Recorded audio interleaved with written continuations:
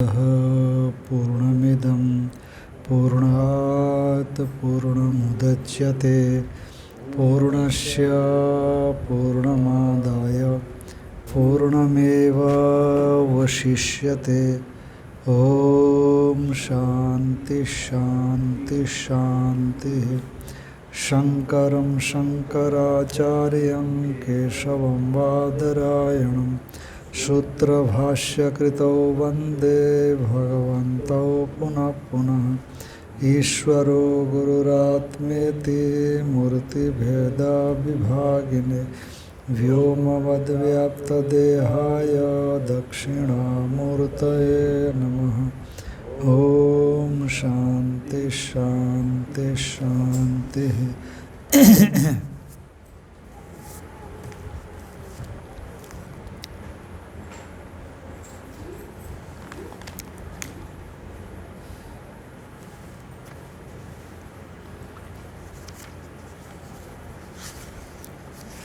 श्रीमद् भगवद गीता का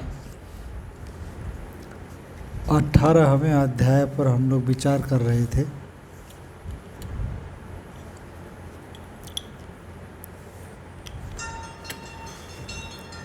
भगवान यहाँ पर ज्ञान, कर्म और कर्ता, इनके 3 प्रकार के भेदों को बतला रहे हैं। गुणों के भेद से 3 प्रकार के इनके भेद। तो पहले ज्ञान के 3 भेद बताए, तो अब कर्म का त्रैविध्य बताते हैं। कर्म भी 3 प्रकार का है। कौन सा कर्म सात्विक है, कौन सा कर्म राजसिक है और कौन सा कर्म तामसिक है। तो ये आपके ऊपर निर्भर है बहुत बार, कर्म के राजसिक, तामसिक, सात्विक होने में। तो कैसे, तो बता रहे हैं। नियतं संगरहितं अरागद्वेषतः कृतं अफलप्रेप्सुना कर्म यत्तत् सात्विकमुच्यते। नियत कर्म।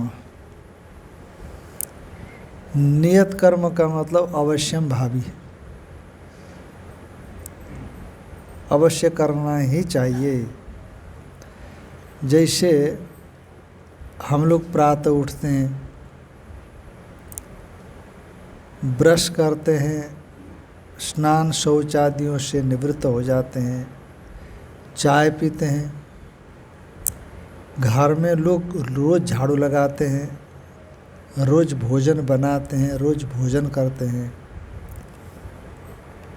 तो जिन कर्मों के किए बिना रहा न जा सके, अवश्य करना चाहिए, उन कर्मों को नियत अर्थात नित्य कर्म कहते। पर ये कर्म है लौकिक, इससे कोई पुण्य की प्राप्ति नहीं हो जाती है। एक आपका व्यवहार चलता रहेगा, शरीर ठीक ठाक रहेगा। अब गर्मी के समय में एक दिन नहीं नहाएंगे तो अच्छा नहीं लगेगा, तो इसलिए ये भी नित्य कर्म है। तो उसी तरह से आध्यात्मिक क्षेत्र में आगे बढ़ने के लिए शास्त्र ने नियत जो कर्म किए हैं, जिसके लिए वो कर्म अवश्य कर लेने चाहिए। और शास्त्र इसका गारंटी देने वाले हैं। से मोदी जी की गारंटी है ना, मोदी जी बोलते हैं ना मेरी गारंटी है, उसी तरह से शास्त्र की गारंटी है। यदि जो नियत कर्म का विधान किया गया है उसको आप करेंगे और मान लीजिए उसमें कुछ कमी भी हो जाए नियत कर्म में, तो आप शास्त्राज्ञा का पालन कर रहे हैं। और आप केवल शास्त्र की आज्ञा का पालन करने के लिए कर रहे हैं। ईश्वराज्ञा, शास्त्राज्ञा, उसका पालन करने के लिए कर्मों को कर रहे हैं, और इससे अतिरिक्त कोई भी आपके कर्म करने में प्रेरक नहीं है, ईश्वर या शास्त्र, है ना, ये बताएंगे आगे। तो ईश्वर और शास्त्र की आज्ञा का पालन करते समय तो हो सकता है कि कुछ कमियां भी रह जाए। जैसे भगवान कृष्ण ने गीता के दूसरे अध्याय में कहा, नेहाभिक्रमनाशोस्ति प्रत्यवायो न विद्यते स्वल्पमप्यस्य धर्मस्य त्रायते महतो भयात्। अभिक्रम माने आरंभ। यदि आपने निष्काम कर्म का आरंभ किया है, शुरुआत की है, पर कुछ अधूरा है, पूरा नहीं कर सके, तो उसका नाश नहीं होगा। पर यदि कोई सकाम कर्म का आपने आरंभ किया और उसको पूरा नहीं किया तो बल्कि उल्टा दोष लगता है। वो अंग में विकलता आ जावे तो सकाम कर्म में दोष माना जाता है, फिर उसके लिए अलग से प्रायश्चित करना पड़ता। कई प्रत्यवाय का भागी हम न बने, इसलिए जो भी सकाम भावना से किए जाने वाले कर्म है, उन कर्मों में जो यजमान सपत्निक उसके लिए जो कायदा बताया है, नियम बताया है,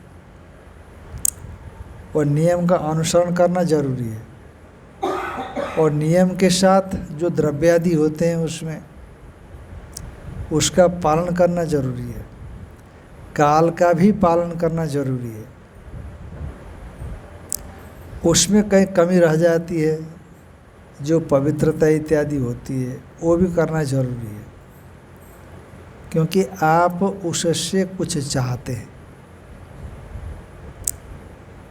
तो ये यदि विकलता उसमें रह जावे तो फल तो मिलने से रहा और उल्टा दोष हो जाता है। सबाग वज्रो यजमानम हिनस्ति, ऐसा कहा है। यदि वेद के उच्चारण में स्वर रहित हो जाए, मात्राओं से राहित्य हो जाए, तो वह सब और भी चीज़ कुछ हो जाते, अक्षर छूट जावे, तो वो बाघ वज्र बन जाता है। जैसे वज्र शत्रु को मारने में अचूक हथियार है, तो उसी तरह से वो जो गलत वेद उच्चरित यजमानम हिनस्ति, यजमान को नष्ट कर सकता है। तो ऐसा शास्त्र में, इसलिए सकाम के लिए विधि की बेहद आवश्यकता है, और साथ में पवित्रता की भी। सकाम कर्म में जैसे बच्चों को लेकर के आप बैठेंगे और बच्चा कहाँ गया, कहाँ हाथ दिया, फिर आपके पास आकर के बैठा, फिर हाथ में हाथ टच हो गया, फिर आहुति देते हैं, ऐसा कतई नहीं होनी चाहिए। और द्रव्य की शुद्धि भी होनी चाहिए। अब कैसे, कहाँ से, अब कौन कौन से द्रव्य बताया गया है, और घी बताया है, देसी गौ का घी होना चाहिए, जर्सी का नहीं, भैंस का नहीं, और गौ का दूध होनी चाहिए, उसके द्वारा पुरोडास होना चाहिए, इत्यादि अनेक। सपत्निक होना चाहिए, ब्रह्मचर्य का पालन होना चाहिए, क्रोध नहीं होना चाहिए, हाँ, किसी को पीड़ा न पहुंचाया गया हो। और साथ साथ में जो ऋत्विक कर्म करने वाला पंडित है, तो उसके लिए भी नियम है, उसके लिए भी कईयों नियम है। तब जा कर के वो सकाम कर्म, यदि दृष्ट फल माने यहीं उसका फल मिलना है, ऐसा कर्म आपने किया है, तो कर्म फल देता है, अवश्य देता है। उस फल में विकलता नहीं होती, फल का अभाव नहीं होता। पर ये जो जितने भी कंडीशंस है, जितने भी कायदे बताए गए हैं, यदि वो कायदों में से कोई भी चूक हो जावे, सकाम में क्षम्य नहीं है, पर निष्काम में ऐसा नहीं है।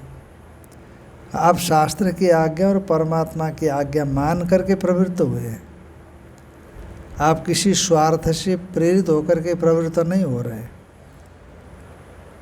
क्योंकि आपको कोई फल की अपेक्षा भी नहीं है। वो कोई परमात्मा के प्राप्ति तक ही वो जाएगा, तो चला ही जाएगा वो। हाँ, वो कोई खास बात नहीं है, ऐसा है कि नहीं, वो कोई ऐसी खास बात नहीं। ऐसे तो भगवान कहते हैं गीता में, परमेश्वर ईश्वर भी प्रसन्न हो, इतना भी नहीं रखना चाहिए। ईश्वर भी प्रसन्न हो, निष्काम कर्म करते समय ईश्वर भी प्रसन्न हो जाए, इतना भी नहीं रखना चाहिए, ऐसा बोलते हो। माने आपके भीतर केवल शास्त्राज्ञा का पालन रहना चाहिए। अहम शास्त्रेण प्रवृत्तोस्मि न कोपि मम प्रवर्तक अस्ति, कोई भी मेरा प्रवर्तक नहीं है, केवल मैं शास्त्राज्ञा का पालन कर रहा हूँ।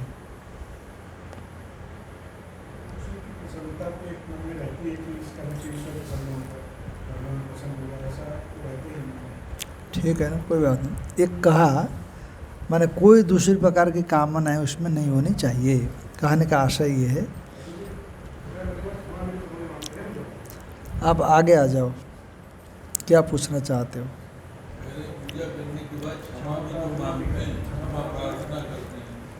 ठीक है, एक आध बार अच्छी बात है, परंतु रोज ही आप क्षमा मांगते हो, रोज झूठ बोलते हो, फिर रोज क्षमा मांगते हो, रोज दूसरे को पीड़ा पहुंचाते हो, रोज क्षमा मांगते हो, तो वो क्षमा, हाँ, इसीलिए करना चाहिए। क्षमा होती है, ये वेद कहता है कि क्षमा होती है, तो क्षमा करनी चाहिए, कहीं थोड़ी बहुत त्रुटि, इसीलिए तो विधान रखा है वहाँ पर, प्रायश्चित होम इत्यादि होता है, प्रायश्चित होम।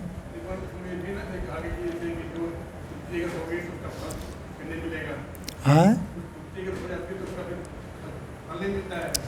नहीं, हाँ, ये बड़ी बात है, क्षमा मांगने से नहीं चलेगा। अभी देखो सुप्रीम कोर्ट ने बाबा रामदेव को भी क्षमा नहीं किया,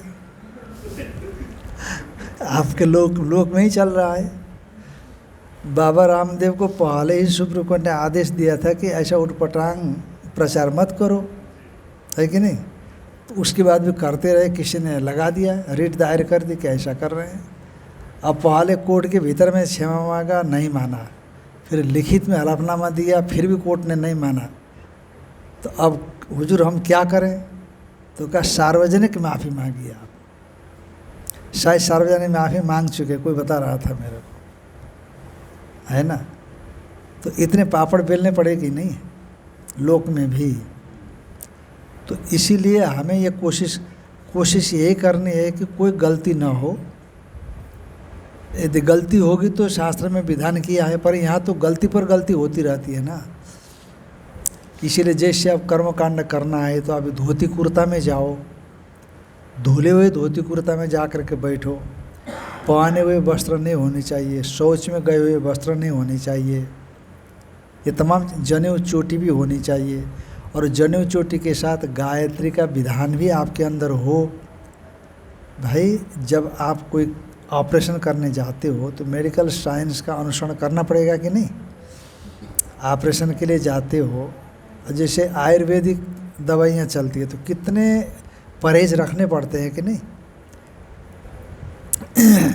आपको फल चाहिए, भाई ये बीमारी ठीक होना है, ये बीमारी ठीक होना है, तो वहाँ परहेज रखना पड़ता है कि नहीं, जितना परहेज बताया है।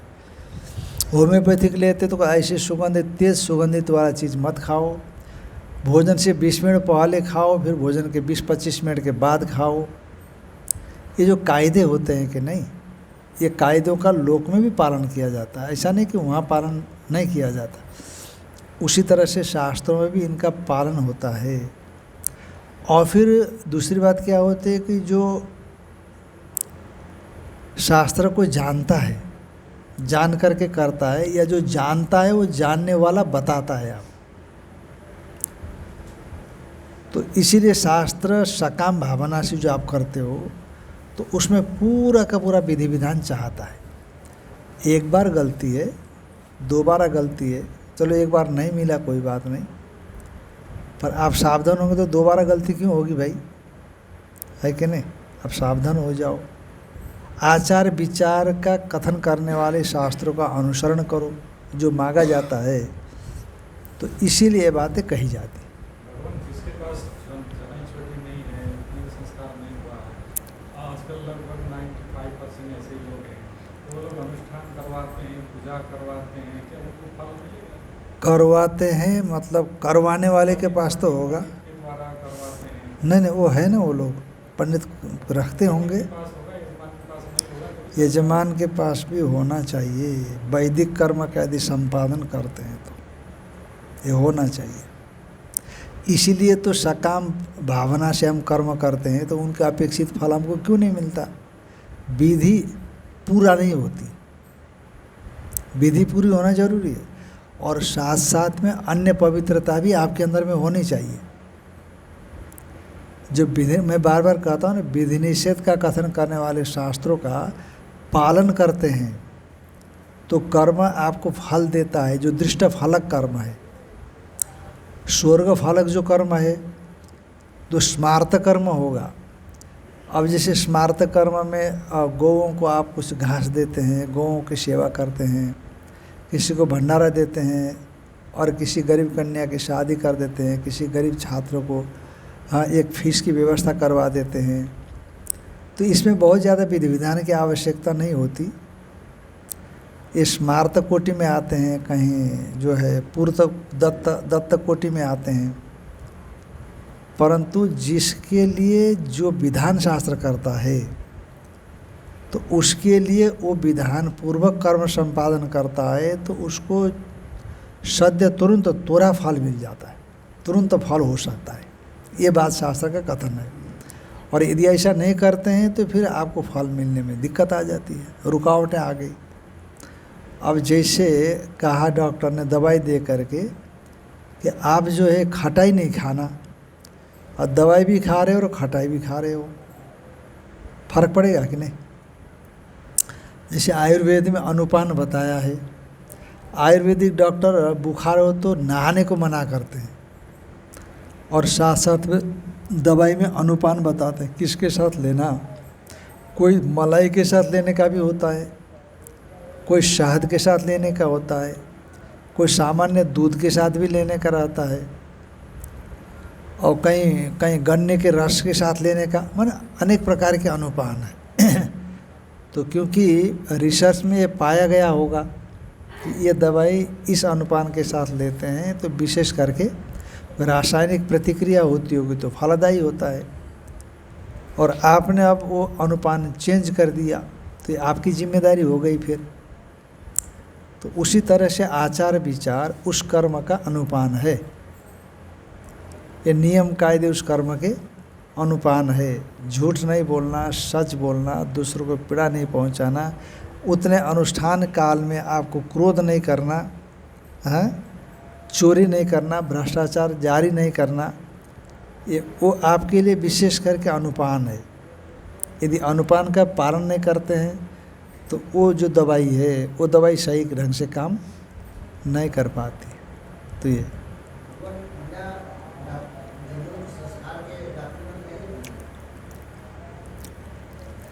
देखो ये क्या कह रहा है,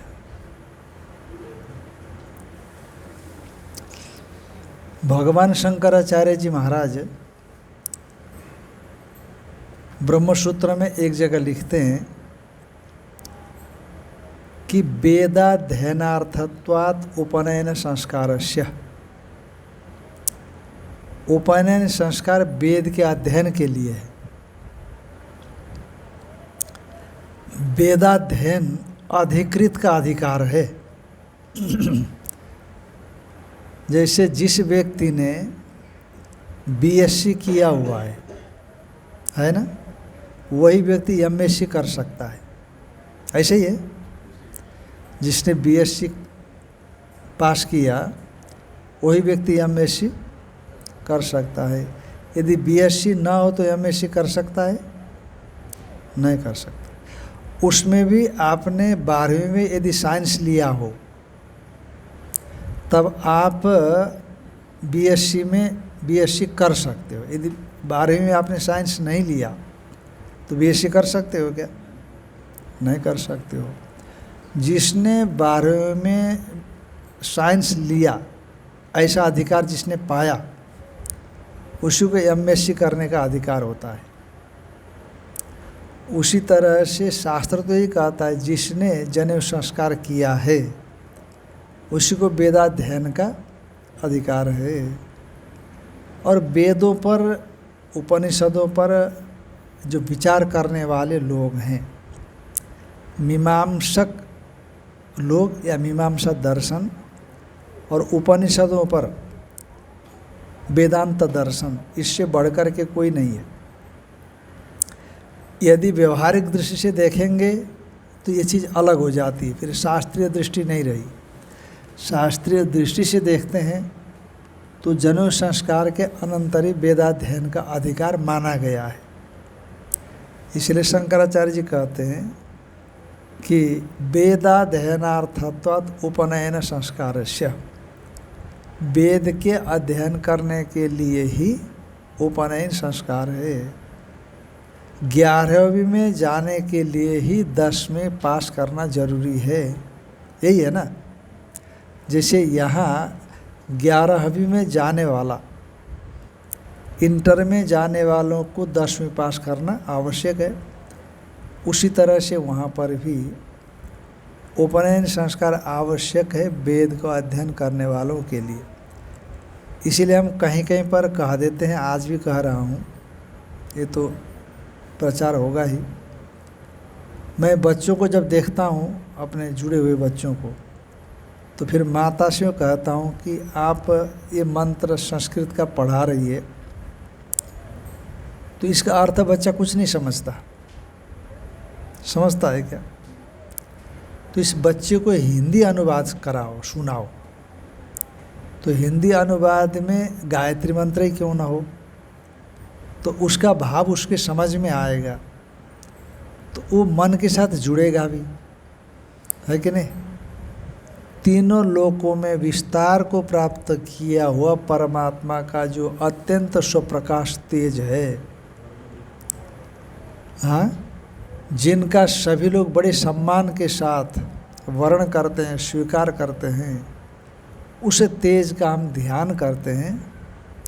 वह तेज, वो परमात्मा हमारे बुद्धि में उठने वाले तमाम विचारों को, बुद्धिवृत्तियों को सन्मार्ग की ओर प्रेरित करें। देखो बच्चा कितना समझ लेगा, इसको समझ लेगा तो भगवान से जुड़ करके प्रार्थना भी करेगा। और गायत्री मंत्र आप करेंगे तो उसको ह्रस्व, दीर्घ, प्लुत, उदात्त, अनुदात्त, स्वरित, मात्रा इत्यादि का पता भी नहीं होता। और वैदिक परंपरा से देखेंगे तो जहाँ स्वर में गलती हो जावे, जहाँ मात्रा में गलती हो जावे, तो वेद उच्चारण का कोई फल नहीं होता। तो इसीलिए शास्त्र कहता है, इसलिए मैं कहता हूँ कि महामृत्युंजय का जो जाप कराते हो आप, वह भी उसका अर्थ जो होगा, है कि नहीं, तो उसको बच्चे को याद दिलाओ। जब वो योग्य हो जाएगा, मंत्र बोल सकता है। अब मंत्र ही नहीं बोल सकता, कितनी बार मंत्र बोलते तो अशुद्ध बोल जाते हैं। शुद्ध उच्चारण होना चाहिए, और शुद्ध उच्चारण के लिए जो कंडीशंस डाले गए हैं वो पूरा कर लेना चाहिए। जैसे यहाँ शर्तें पूरा करके हम आगे बढ़ते हैं, तो वो शास्त्रीय जगत में भी शास्त्रीय शर्तें पूरा करके आगे बढ़ना चाहिए। आगे उन शर्तों को पूरा करके आगे बढ़ते हैं तो फल प्राप्ति का शास्त्र गारंटी देता है, पर यदि हमने नियम का पालन नहीं किया है ना, जैसे डॉक्टर ऑपरेशन के बाद कहता है कि ये करना ये नहीं करना, तो सुना आए, घर में आने के बाद पालन ही नहीं किया। लीवर का ऑपरेशन करके आए, डॉक्टर ने कहा मास्क पहनना, उटपटांग नहीं खाना, पर जीवा महारानी छोड़ती नहीं है, खाते गए तो बिगड़ेगा कि नहीं? इसमें डॉक्टर का क्या दोष है? और जब डॉक्टर के पास जा कर के आप कहेंगे कि हमारा बिगड़ गया, कैसे ऑपरेशन का, डॉक्टर ने कहा कैसे करते रहे, क्या खाए, कैसे पिए, तो फिर धीरे से बोल दिया गया, तो डॉक्टर वहीं पकड़ लेता है आपके फॉल्ट को, गरीब कमियों को, का फिर हम ठीक नहीं कर सकते, आपको नहीं बोलेगा। तो डॉक्टर ऐसे बोलता है तो आप क्या कहोगे? डॉक्टर को क्या FIR कराओगे क्या?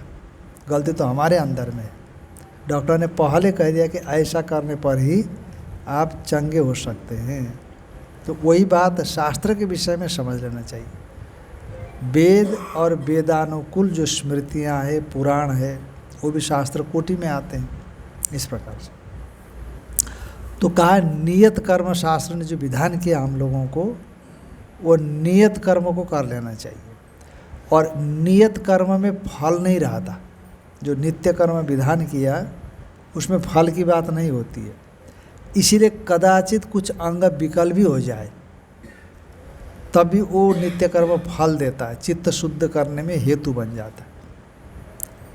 इसीलिए कहीं कहीं पर कहा है कि आप निर्विशेष परमात्मा का ही चिंतन करें, सर्वोत्कृष्ट साधन यही है। यदि नहीं है तो परमात्मा का, सगुण परमात्मा की उपासना करें, और वो भी नहीं करते तो निष्काम कर्म करें, वो भी नहीं करते तो सकाम शास्त्रीय कर्म करें, सकाम शास्त्रीय कर्म करें। यदि वो भी नहीं कर सकता है तो मरे और पैदा हो, पर यानी कि अब निषिद्ध कर्म करेगा तो यही होगा ना। यदि विहित शास्त्रीय कर्म नहीं करेगा तो अशास्त्रीय कर्म करेगा, क्योंकि विहित तो किया नहीं इसने। तो फिर अशास्त्रीय कर्म करेगा तो उसके लिए कहती है श्रुति, जायस्व मृयस्व इति तृतीया गति, मरो और पैदा हो जाओ। बड़ा आक्रोश व्यक्त करती है। तू मर जा बोलती है ना कभी कभी माताएं, बच्चा तंग करता है, अरे मर क्यों नहीं जाता, तो या किसी को बोल देती है, जैसे आक्रोश व्यक्त करना होता है इसको। उसी तरह से श्रुति जब समझाती है कि ये करो वो करो, पर उसका पालन नहीं करता हो, तो ऐसा व्यक्ति दोनों ही मार्ग को नहीं जाता, न तो धूम मार्ग में जाएगा न अर्ची मार्ग में जाएगा। फिर तीसरा मार्ग कौन है? क्या जायस्व मृयस्व इति तृतीया गति। वो दो गति में तो गया नहीं, और पैदा होना मरना, पैदा होना मरना। और जैसे कभी कभी आप देखते होंगे ना, बारिश के समय में एक पतंगा आता है जो आग में दौड़ता है, वो 3-4 घंटे की उम्र होती है बोलते हैं उसकी, भरभराते हुए पैदा हो जाते हैं और 2-3 घंटे के बाद मर भी जाते हैं। क्या जीवन है? वो भी चेतन है, वो भी हमारी तरह प्राणी रहे हैं, पर यहाँ रहते समय हमने झूठ को झूठ नहीं माना, चोरी को चोरी नहीं माना, हाँ व्यभिचार को व्यभिचार नहीं माना, भ्रष्टाचार को भ्रष्टाचार नहीं माना, दूसरों को पीड़ा देने की जगह दूसरे को पीड़ा हमने नहीं समझा, है कि नहीं। जो भी आया अपने स्वभाव से बरतते रहे, स्वभाव से चलते रहे, न खाने पीने में ध्यान रखा, हैं। अब कभी तीर्थ स्थल में गए नहीं, कभी किसी का भला हमने नहीं किया, अपना भला करने के लिए उल्टा पुल्टा करते रहे, तो फिर उस योनि में जाता है। और कुछ अच्छा कर्म किया था, प्रभु की कृपा से मनुष्य जीवन मिला, सत्संग मिला, एक सोच मिली, पर अब इसको कैसे करना है? जो मिलना है तो भविष्य में मिलेगा ही मिलेगा, पर ये आगे ऐसा हम एक ज़मीन बना करके जाएं यहाँ से कि उसके बेस पर हम अच्छे शरीर को मिले, और ये संस्कार से अपन और अच्छा सत्संग कर सकते हैं, और अच्छा गहराई से करें, और अच्छा कैसे हो सकता है ये करें, तो ये बन जाता है। तो इसीलिए शास्त्र कहता है नियत कर्म, वह चाहे अंग में थोड़ी कमियां भी रह जावे, मैं एक जगह पढ़ रहा था, एक स्वामी जी महाराज बोलते हैं कि जैसे अंग में कमी भी रह जावे तो कर सकते हो आप, तो वो फल देगा। अब जैसे कि आप चलते चलते कोई ऐसी जगह पहुँचे जहाँ पर आपको स्नान करने के लिए अवसर नहीं है, जगह नहीं है, तो कैसे करें? का मंत्र स्नान करो। क्या करो? मंत्र बोलो, जल तो है ही नहीं, मंत्र से स्नान। हिमालय में जब उधर पांडुकेश्वर साइड में हम लोग रहते थे तो हम रोज़ ही स्नान करते थे। तो एक स्वामी जी कहते थे कि नहीं, ऐसा करने की कोई ज़रूरत नहीं, रोज़ करे। ठंडा पानी होता है वहाँ पर, बीमार होने का डर रहता है। तो वो कहते थे कि जैसे बाहर निकलो तो जो वहाँ की हवा है ना, हवा की नमी, इतनी पवित्र हवा है वहाँ का, उसी से ही स्नान हो जाता है। तो रोज़ स्नान करने की ज़रूरत नहीं, पानी डाल करके अधिक से अधिक कपड़ा गीला करके पोंछ लो। वायु स्नान बोलते, वायु स्नान हो जाता है। तो उसी तरह से कोई मरुस्थल में पहुँचे, जल ही नहीं स्नान करने के लिए, क्या करोगे आप? स्वयं संध्या का समय हो गया, तो ऐसी स्थिति में आप मंत्र बोल करके स्नान करो। तो मंत्र स्नान से ही भी ऐसी जगह पर आपको गंगा जल में स्नान करने का फल मिल जाएगा, आपकी वो पवित्रता बनी रहेगी। और कभी आपको बुखार हो गया, अब आप स्नान नहीं कर सकते हो, अब क्या करें? तो ऐसे करके स्नान करो, मंत्र बोल करके स्नान करो, परंतु आप स्वस्थ हो, है कि नहीं? आपका मंत्र स्नान भी तो स्नान होता है। अब माघ महीना है, ठंडी है, अब स्नान करने में कठिनाई आ रही है, तो शास्त्र ने कहा कि गंगा स्नान होना चाहिए। जब गर्मी थी तब तो आप गंगा स्नान रोज़ करते थे, दिन में 2-2 बार करते थे, खूब घंटों पानी में रहते थे। जब ठंडी आई तो गंगा स्नान नहीं कर रहे हो, मंत्र स्नान कर रहे हो, फिर दोष लगेगा। जरूर स्नान कर लेना चाहिए। तो इसीलिए शास्त्र की भाषा में ही समझना पड़ता है। शास्त्र की भाषा में ही समझना पड़ता है। तो इसीलिए ऐसी जगह पर यदि आपके पास कुछ अंगों में कमी आ जावे, तब भी वह प्रत्यवाय देने वाला नहीं बनता। पर यदि सही सलामत होते हुए भी हम अंगों में कमी आने देते हैं, है ना?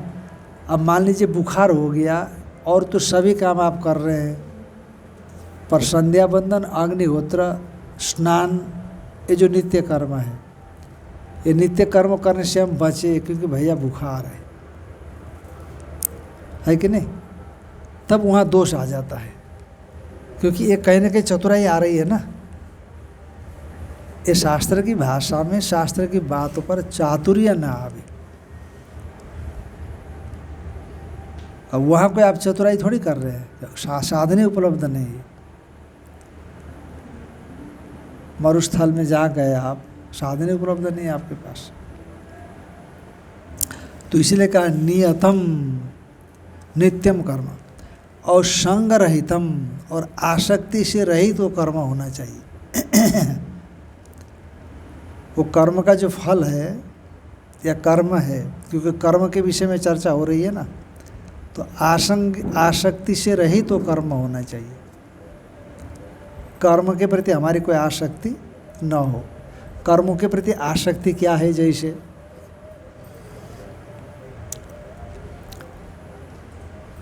कि जैसे मैंने बताया, गर्मी का समय है तो गंगा स्नान करना है, तो बड़े प्रेम से गंगा स्नान कर रहे हो, है ना? क्यों? क्योंकि उसमें आपको राग है, आसक्ति है, बड़ा अच्छा लगता है, चलो। पर ठंडी के समय द्वेष हो जाता है, क्योंकि ठंडी लगेगी, तो हम नहीं करते हैं। ऐसा नहीं होना चाहिए। तो इसीलिए संग आसक्ति से रहित होकर के कर्म करना चाहिए। और साथ साथ में राग और द्वेष से रहित होकर के करना चाहिए। और यही कर्म सात्विक कहलाता है। और करने के कारण जब तक कर्माधिकार उसके पास है तब तक नित्य कर्म में अगर आसक्ति बनी करने की तो ये अच्छा ही है। क्या चीज़? जब तक कर्म का अधिकार है तो नित्य कर्म में आसक्ति अगर बनी है नित्य कर्म करने की तो अच्छी ही है। नहीं, आसक्ति नहीं, आसक्ति तो राग और द्वेष पूर्वक होती है। आसक्ति कहीं भी होती है ना, तो या तो आपको उसके विषय में राग होगा या द्वेष होगा। तो राग द्वेष से होती है। जैसे राग से करने की पाने की इच्छा और द्वेष से त्यागने की इच्छा होती है। परंतु यह शास्त्राज्ञा मान करके आप कर रहे हो। शास्त्र ने कहा कि नित्य कर्म आपको करना ही करना है। आप फल की आसक्ति से करते हो तब तो ठीक नहीं है, पर शास्त्र ने कहा कि नहीं आपको करना है, ईश्वर की आज्ञा है कि आपको करना है, तो आप कर रहे हो, है कि नहीं? तो इसीलिए कोई आसक्ति जैसी बात नहीं है, संग जैसी बात नहीं है। शास्त्र कह रहा है इसीलिए। अच्छा, शास्त्र ने उस नित्य कर्म को करने के लिए ही कहा है आपको, इसलिए छोड़ने का सवाल भी नहीं उठता। शास्त्र ने आपको उस कर्म को करने के लिए कहा और आप शास्त्र ज्ञान को लेकर के प्रेरित हो रहे हो, तो फिर संग क्यों करना? उसमें आसक्ति क्यों रखना? उसमें आसक्ति मत रखो, शास्त्र ज्ञान का पालन करो बस। यही तो कहा है ना। हमारे लिए शास्त्र की आज्ञा है कि हम ऐसा करें, इसीलिए नहीं कि हम आसक्त हो उसमें। तो आसक्ति से भी वो कर सकते हो और शास्त्र के मान करके भी कर सकते हो। इसमें हमें शास्त्र के मान करके उसको करना है। नहीं तो कितने बार क्या होता है, से पूजा नित्य कर्म होती है, पूजा नित्य कर्म है, और पूजा रूपी नित्य कर्म में ही आसक्ति हो जाएगी। अब पूजा को छोड़ करके उसको कहो कि नहीं पूज्य के लिए भोग बनाने के लिए जाओ, तो नहीं जाएगा वो, क्योंकि यहाँ आसक्ति है। एक हमारे महात्मा जो है ना, वो विदाउट टिकट यात्रा कर रहे थे तो पकड़े गए, फ्लाइंग आ गई थी, पकड़े गए। तो पकड़े गए तो वो लोग झट से छोड़ते नहीं है, टीटी तो छोड़ देता है, पर वो नहीं छोड़ते, वो पकड़ करके ले गए। अब पहले महात्मा लोग अक्सर विदाउट टिकट यात्रा करते थे, पैसा रखते नहीं थे, लेते भी नहीं थे। अच्छा, पहले के ज़माने में टीटी भी ज़्यादा कुछ कहते नहीं थे। अब कुछ कहानी सुनने में आया हो तो ले गए। फिर वहाँ पर कुछ कोर्ट बैठती होगी उनकी, तो कोर्ट बैठी कि इसको क्या पनिशमेंट करना है, क्या पनिशमेंट करना है। कभी महात्मा है, एक काम करो, जो कॉलोनी है वहाँ पर एक मंदिर है, तो मंदिर में पुजारी रख दो इनको 15 दिन का। तो कॉलोनी के रेलवे कॉलोनी था वो, तो वो मंदिर में पुजारी बना दिया उनको। तो अब मंदिर में तो सभी लोग आते हैं ना पूजा करने के लिए, तो माताएं पुरुष सब प्रणाम करने आते हैं, और जो पकड़ करके गए वो भी आते होंगे, जो पकड़ने वाले हैं उनकी पत्नियां बच्चे सब प्रणाम करते। कोई ना कोई कुछ लेकर के तो आता ही है मंदिर में, हमारी सनातन परंपरा है। तो कोई सेब लेकर के आ रहा है, कोई केला लेकर के आ रहा है, कोई मिठाई लेकर के आ रहा है, कोई दक्षिणा ही चढ़ा रहा है। तो पता ही नहीं लगा 15 दिन कैसे गुजर गए। अब जब 16वें दिन में डिस्चार्ज लेटर मिला उनको, डिस्चार्ज लेटर, रिलीव लेटर मिल गया उनको, तो महात्मा ने देखा क्या लिखा है इसमें बताओ ज़रा। तो कहा महाराज आपका हो गया काम, 15 दिन का था। अरे जल्दीबाजी क्या पड़ी है उन्होंने कहा जल्दीबाजी क्या पड़ी है, अभी रहने दो। कहते नहीं ऐसा नहीं होता है, हो गया 15 दिन, आपका जेल से मुक्ति मिल गई। ध्यान में आए कि नहीं? तो संग है वो, आसक्ति है वो कर्मों में, ऐसा नहीं होना कि नहीं मेरे को शास्त्र ने बताया इसीलिए मैं कर रहा हूँ। अब आपके लिए जैसे नित्य कर्म है, ब्रह्मचारी है, अब ब्रह्मचारी है तो वहाँ कहीं गौ सेवा का कार्यक्रम दिया होगा गुरुजी ने, और तो नित्य ही होना चाहिए ना। तो पशु के लिए नित्य होना चाहिए। तो कहा नहीं, मैं राजा का बेटा हूँ, गोबर कैसे उठाऊंगा। और गुरुकुल में तो क्योंकि झाड़ू तो रोज ही लगेगी, वो भी नित्य कर्म है, कोई गुरु सेवा है ना। कहा नहीं, मैं ब्राह्मण हूँ, ब्राह्मण बच्चा हूँ, या मैं राजा का बेटा हूँ, मैं सामंत के बेटा हूँ, मैं कैसे झाड़ू लगाऊंगा। अब मैं राजा का बेटा हूँ तो संविदा के लिए जंगल कैसे जा सकता हूँ। हाँ, मंदिर में बैठ सकता हूँ, मंदिर में जो है इधर उधर कर सकता हूँ, छोटा मोटा कोई काम होता है, पर ऐसा नहीं, क्योंकि ये कर्म भी तो नित्य बहुत से कर्म होते हैं ना, इसलिए उसमें आसक्ति एक जगह होगा तो दूसरा व्यक्ति नहीं कर पाएगा। इसलिए शास्त्र आज्ञा देता है, इसलिए मुझे ये कर्म करना है। तो इसलिए संग रहितम और रागत द्वेषत कृतम, और राग और द्वेष से क्रिया नहीं होना चाहिए, क्योंकि फल की प्राप्ति राग और द्वेष पूर्वक ही होती है। राग से आप उसके लिए प्रवृत्त होते हैं, द्वेष से उससे निवृत्त होने की कोशिश करते हैं। जहाँ द्वेष होता है उसको पाने का प्रयास नहीं करता ना व्यक्ति, जहाँ राग होता है वो प्राप्ति के लिए प्रयास करता है।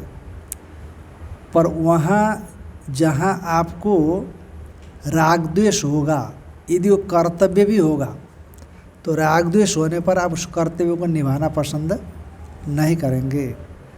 पर शास्त्र ने कहा कि नहीं, ये नहीं करना आपको, तो आपको नहीं करना है। और शास्त्र ने कहा ये करना है, उसके प्रति आपका द्वेष है, तो ये द्वेष से आप नहीं हट नहीं सकते वहाँ से। जैसे हमने कहा माघ महीने में गंगा स्नान करने का शास्त्र विधान करता है, क्योंकि माघ महीने में रहते नहीं प्रयाग में, और हमको ठंडा से एलर्जी है, परेशानी, एलर्जी में बीमारी नहीं, परेशानी लगती है, और शास्त्र ने आज्ञा दिया है कि आप वहाँ पर कल्पवास करते हो तो स्नान करना जरूरी है गंगा, पर ठंडी हम नहीं करेंगे, ऐसा नहीं होगा।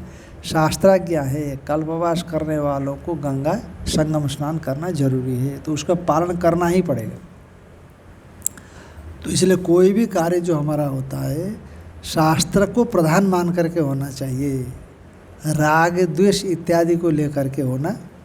तो इसलिए अरागत द्वेषत कृतम, और अफल प्रेप्सुना, और फल को जो चाहता है उसको फल प्रेप्सु कहते हैं, फल को चाहने वाला। हाँ, क्या चीज़? हठ योग। जैसे कि माघ मास में गंगा स्नान का विधान है और जल बहुत ठंडा है, तो ये हठ की श्रेणी में नहीं आएगा, बीमार हो जाएंगे, स्नान करेंगे ही नहीं, हठ योग तो उसको कहते हैं ना, जो जैसे मान लीजिए आप प्राणायाम करके जबरदस्त प्राण को रोकने की कोशिश करते हैं, और हाथ खड़ा करके बैठते हैं, एक पैर से खड़े हो जाते हैं, है ना, और जिससे आपका शरीर में, इंद्रियों में, प्राण में विकलता पैदा होने का भय है, तो उनको हठ कहा गया है। पर इसको तो शास्त्र विधान ही करता है, आचार विचार का विधान करने वाला जो शास्त्र है। गंगा स्नान से कोई मर थोड़ी जाता है, गंगा स्नान, हाँ, ठंडा पानी से तो लोग स्नान करते रहे, किसी को तो बुखार आया नहीं। बुखार आने में ठंडा पानी कारण नहीं होता। अरे हम लोग उधर पांडुकेश्वर को ठंडी में रहते थे, वो जो हिमालय के बर्फीला पानी जो धारा के रूप में गिरता था, जहाँ रहते थे उसी के पास में, वो धारे पर सिर रख करके स्नान करते थे। 2-3 महीना तक हम वहाँ रहे, पर कभी बुखार नहीं आया। इसलिए ठंडा पानी बुखार का हेतु नहीं है। हाँ, विलासी व्यक्ति को ठंडा पानी बुखार का हेतु बन सकता है। बस बस बस। अब जैसे अभी कहते हैं ना, इस बार जो कोरोना में मरे थे, तो ज़्यादातर वही मरे जो एसी के भुक्तभोगी थे, एसी वाले थे, कहते ज़्यादातर। क्योंकि शरीर को हमने इस ढंग से प्रकृति के विरुद्ध ढांचे में शरीर को कस लिया। हमने प्रकृति के साथ रल मिल करके चल नहीं रहे हैं, प्रकृति के विपरीत चल रहे हैं। तो इसीलिए अब हाँ, जो है ठंडी के समय में बुखार आने का डर होता है ठंडा पानी से स्नान करने पर। ये बात है कि नहीं? अब देखो 52 डिग्री सेल्सियस टेम्परेचर है दुबई का, कितना 52 डिग्री। हमारे चूरू में कभी कभी 52 डिग्री पहुंचता, राजस्थान के चूरू में 2-3 घंटे व्यक्ति बाहर नहीं रहता, दोपहर को 2-3-4 घंटे। और दुबई में काम करने वाले लोग भी 2-3-4 घंटे नहीं रहते, नहीं तो वही वेल्डिंग मशीन में आकर के काम करते 2-3-4 घंटे के बाद शेड के नीचे। अब मजदूर खुली जगह पर काम करते रहते, ऐसा सुनाते हैं लोग। तो कितना 3 डिग्री कम हो गया होगा, 4 डिग्री कम हो गया होगा। अच्छा अपन होगा तो लू लग करके मर जाएंगे, 48 डिग्री टेम्परेचर में कुछ करना पड़े, है कि नहीं।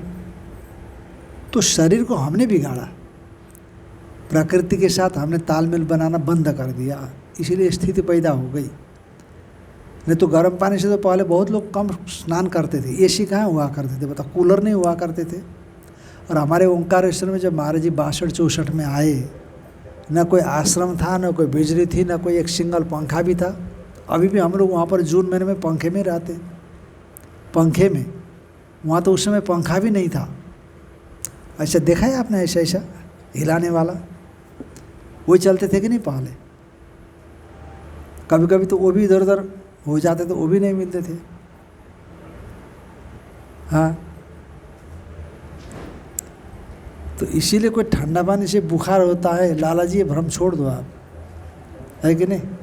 इसलिए आप अभी से ठंडा पानी में स्नान करने लग जाओ घर में जा कर के, अभी नहीं कल सुबह से, तो धीरे धीरे आप ठंडी में भी ठंडा पानी से स्नान कर सकते हो।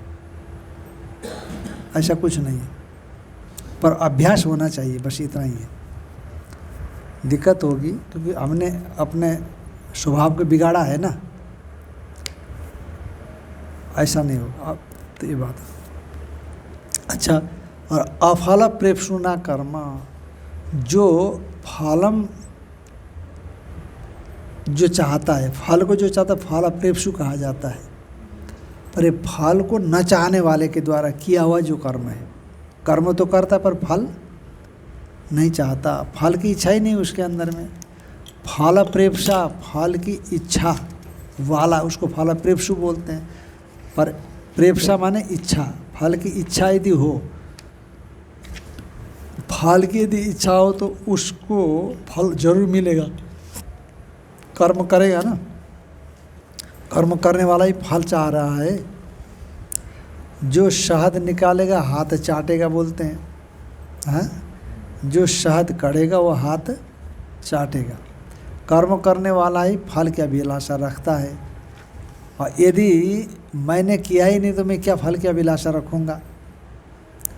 पर एक कर्म करने वाला होने के बावजूद भी फल की इच्छा से, कर्म फल की इच्छा से वो रहित है। तो इस नाते कर्म फल को चाहता नहीं, इच्छा ही फल चाहती है। आप शास्त्र का विधान, ईश्वर की आज्ञा मान करके कर्म में प्रवृत्त हुए, फल को चाहने वाले बन करके कर्म में प्रवृत्त नहीं हुए। इसीलिए आपकी इच्छा ने आपको कर्म में प्रवृत्त नहीं कराया फल के लिए बल्कि शास्त्र की आज्ञा, ईश्वर की आज्ञा, ये मान करके आप कर्म में प्रवृत्त हुए। इसीलिए फल से आप कोई रिश्ता नहीं रखते हैं। तो ऐसे अफल प्रेप्सु जो लोग हैं, तो नियत कर्म करने वाले, संग आसक्ति से रहित होकर के कर्म करने वाले, राग द्वेष से रहित होकर के कर्म करने वाले, और फल को न चाहने वाले लोगों के द्वारा किए जाते हुए कर्म, इन कर्मों को क्या कहा जाता है। इस प्रकार के जो कर्ता है, माने नियत कर्म करने वाले और संग से रहित होकर के कर्म करने वाले और राग द्वेष से रहित होकर के कर्म करने वाले और फल को न चाहने वाले कर्ताओं के द्वारा किए जाते हुए जो कर्म है, उन कर्मों को क्या कहा जाएगा। सात्विक कर्म। नियतम संगरहितम अराग द्वेषत कृतम अफल प्रेप्सुना कर्म यत्तत् सात्विकमुच्यते, है कि नहीं। नियतम संगरहितम और अराग द्वेषत कृतम अफल प्रेप्सुना कर्म यत्तत् सात्विकमुच्यते, उस कर्म को सात्विक कहा जाता है। तो हमने पहले कहा कि ज्ञान, कर्म और कर्ता ये सात्विक, राजसिक और तामसिक भेद से तीन तीन प्रकार के होते हैं। तो ज्ञान के तीन प्रकार के भेद आपने सुना और कर्म के तीन प्रकार के भेदों में से जो सात्विक कर्म है उसके विषय में सुना। और राजसिक कर्म कैसे होते हैं, तामसिक कर्म कैसे होते हैं, भगवान आगे बताएंगे। इसको फिर हम लोग ओम पूर्णमदः पूर्णमिदं पूर्णात्